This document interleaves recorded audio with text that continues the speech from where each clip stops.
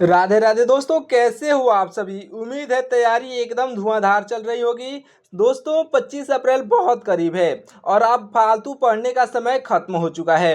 अब वही पढ़ना है जो कि आपके एग्जाम में पूछा जाएगा।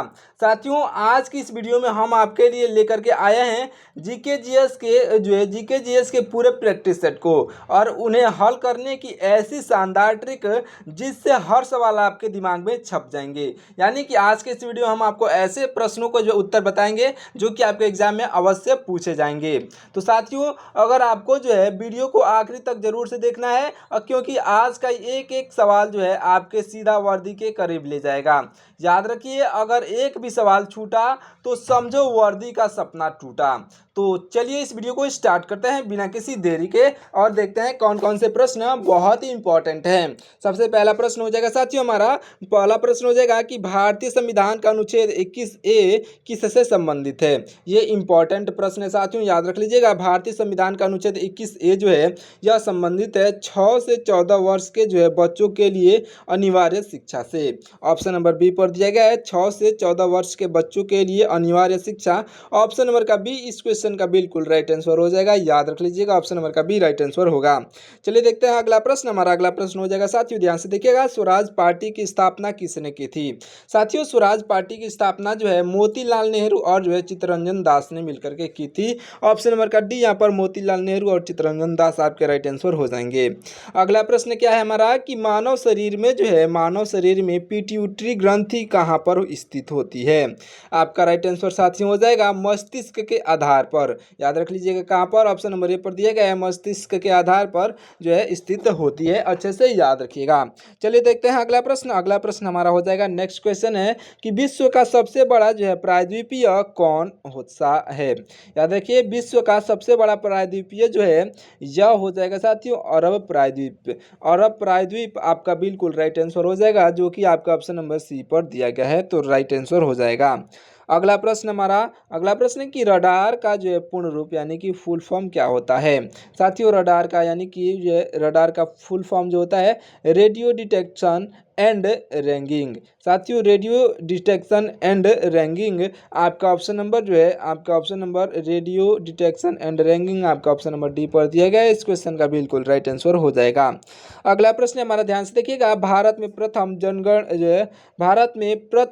जनगणना किसके शासनकाल में हुई थी। ये भी इंपॉर्टेंट क्वेश्चन है साथियों। भारत में जनगणना किसके शासनकाल में हुई थी, तो राइट आंसर हो जाएगा लॉर्ड मेयो के शासनकाल में, जो कि 1872 में हुई थी। साथियों, सबसे पहली जनगणना, ऑप्शन नंबर का सी राइट आंसर हो जाएगा।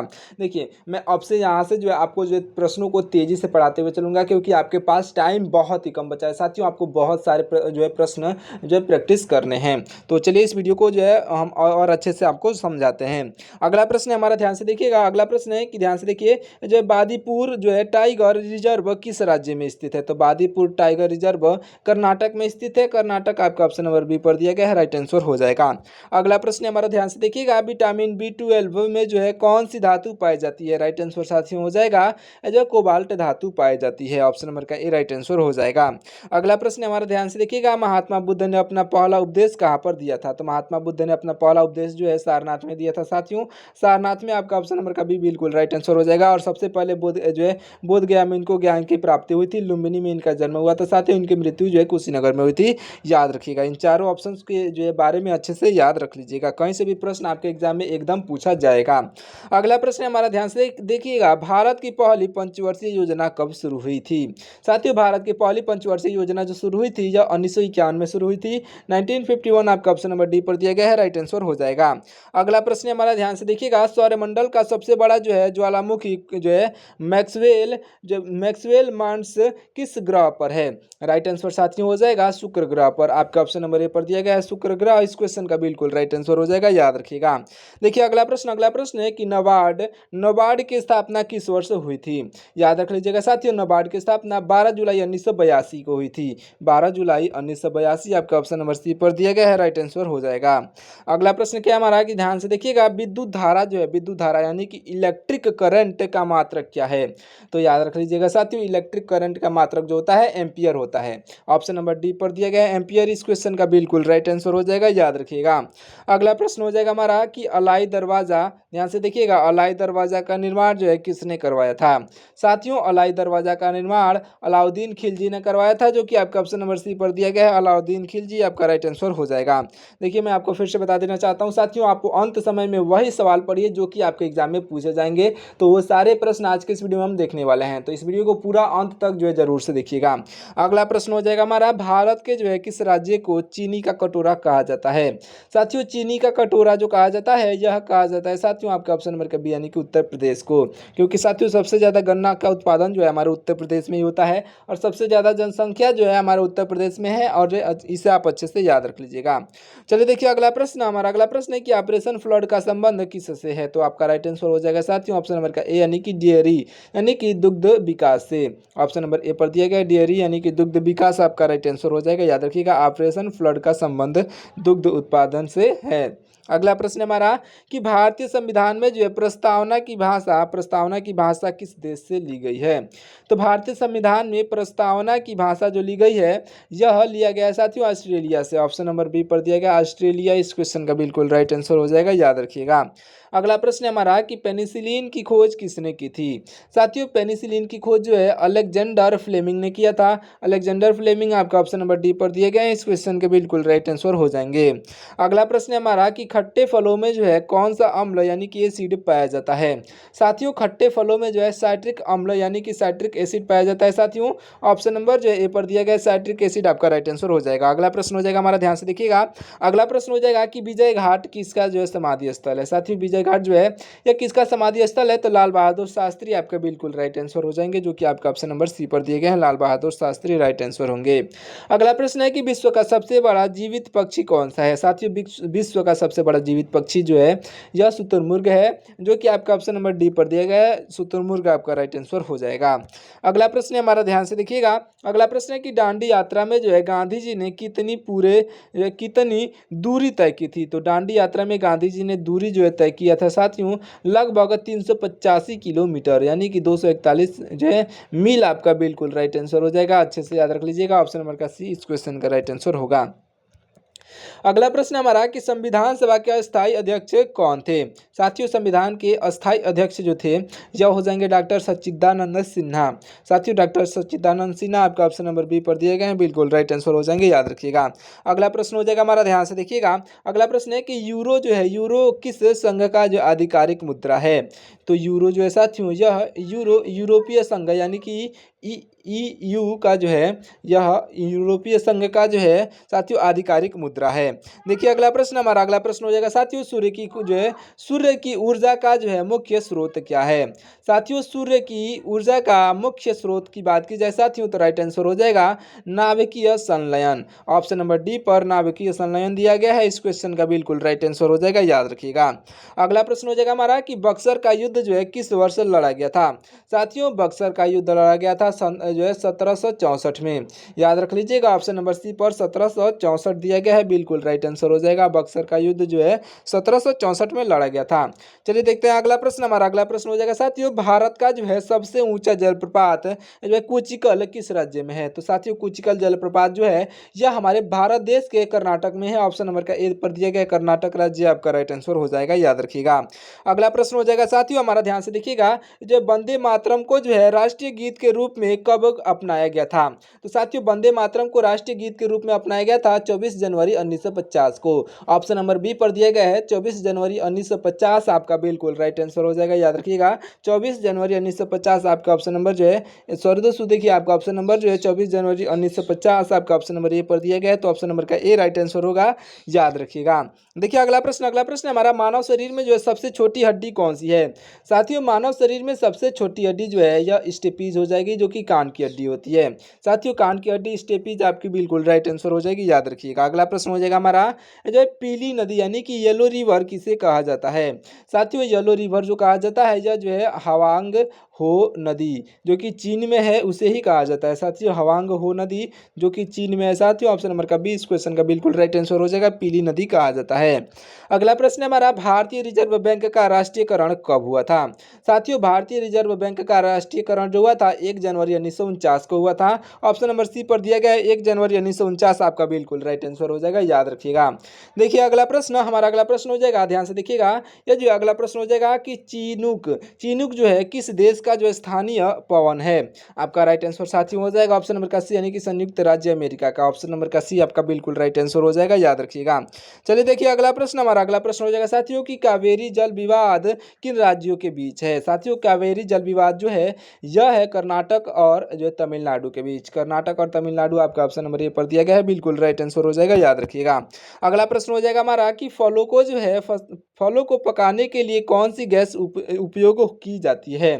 साथियों फलों को पकाने के लिए जो गैस उपयोग किया जाता है या जो एथिलीन हो जाएगा, जो कि आपका ऑप्शन नंबर सी पर दिया गया है, एथिलीन आपका राइट आंसर हो जाएगा।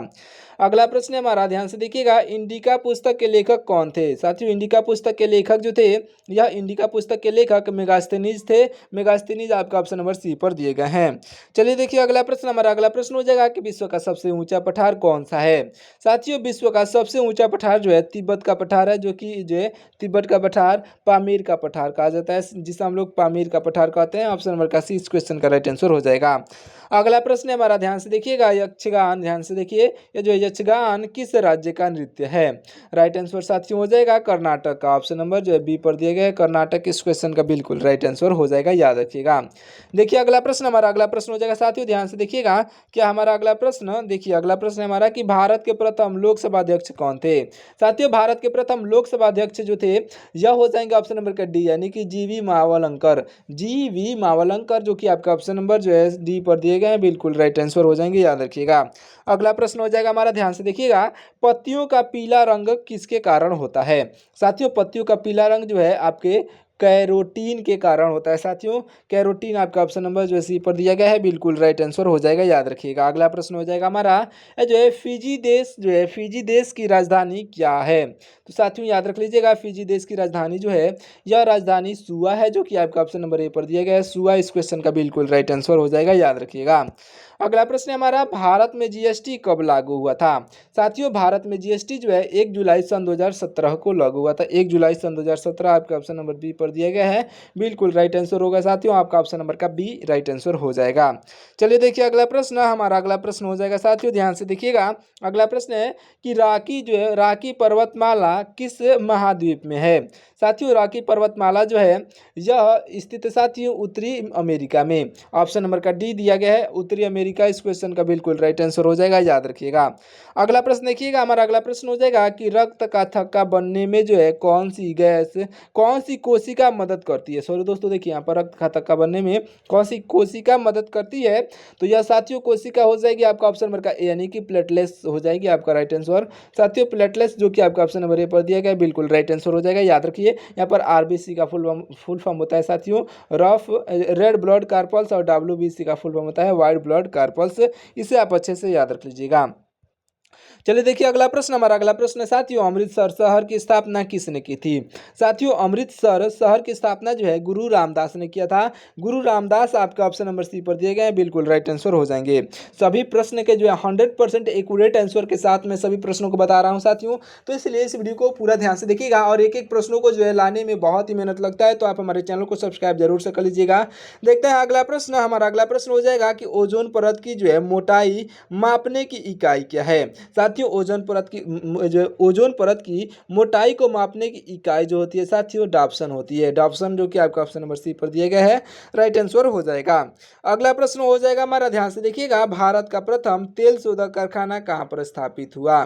तो भारत का प्रथम तेल शोधक कारखाना जो है यह स्थापित हुआ था साथियों आपका ऑप्शन नंबर का सी, यानी कि डिगबोई में। डिगबोई में जो असम में है साथियों, डिगबोई ऑप्शन नंबर का सी राइट आंसर हो जाएगा। और यहाँ पर अगर आपको जो है साथियों सबसे जो है पूछा जाए कि उत्तर प्रदेश में जो प्रथम तेल शोधक कारखाना कहाँ पर स्थित है, तो यहाँ पर भारत काट करके और उत्तर प्रदेश जो है पूछा जाए तो आपका राइट आंसर साथियों हो जाएगा जो है आपका मथुरा। ऑप्शन नंबर जो है दिया, जहाँ पर भी दिया होगा मथुरा, आपका राइट आंसर हो जाएगा।